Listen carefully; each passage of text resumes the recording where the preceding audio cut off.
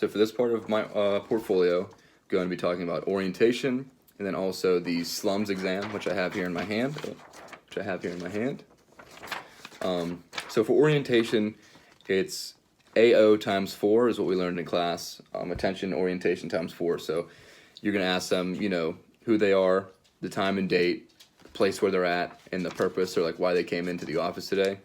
And the score of that, if they can answer all 4 of those correctly, if they know, who they are, the time and place, the time and date, the place, and the purpose, then they get AO times 4. And then if, they miss one of those, it's AO times 3. They miss 2 of those, AO times 2, and so on. So for the SLUMS examination, this is an examination for, orientation, cognition, attention, memory, all of that put together. So you're asking questions like, what day of the week is it? What is the year? What state are we in? Ask them to remember 5 objects, and then you'll ask them later on and see if they have that memory. You're going to ask them questions like, if you have $100 and you go to the store and you buy a dozen apples for $3 and a tricycle for $20, how much did you spend, and how much money do you have left? The next question would be, please name as many animals as you can in 1 minute. And if they can name 0 to 4, it's 0 on the score. If they can name 5 to 9, that's 1. 10 to 14 animals, that's 2 points. And then 15 plus animals, that's 3 points. Next question would be, what are the 5 objects I asked you from earlier? 1 point for each of the 5 objects that they get correct. Next question is, you give them a series of numbers, and then you ask them if they can give the numbers back to you backwards. So for example, if you say the number 42, they would say 24. So then you have 3 questions for that. The first question is 87. If they get that right, it's still 0 points because it's only 2 digits.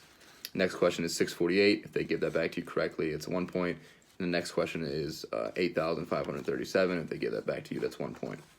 So then next is, face of the clock here. You ask them to draw a time that is 10 minutes to 11 o'clock. If they get the hours marker right, that's 2 points. If they get the time correct, that's another 2 points. Then the next question would be, please place an X on the triangle shape right here. If they get that correct, that's a point. The next question would be, which of the figures is the largest? So that's the big square here. If they get that correct, that's a point. And then the last question here is going to be a story. So this is really going to test for their attention and their memory and their recall. So the story is, Jill was a very successful stockbroker. She made a lot of money on the stock market. She then met Jack, a devastatingly handsome man. She married him, had 3 children. They lived in Chicago. She then stopped work and stayed at home to bring up her children. When they were teenagers, she went back to work. She and Jack lived happily ever after. So there's 4 questions that go with that story. You're going to tell that to your patient.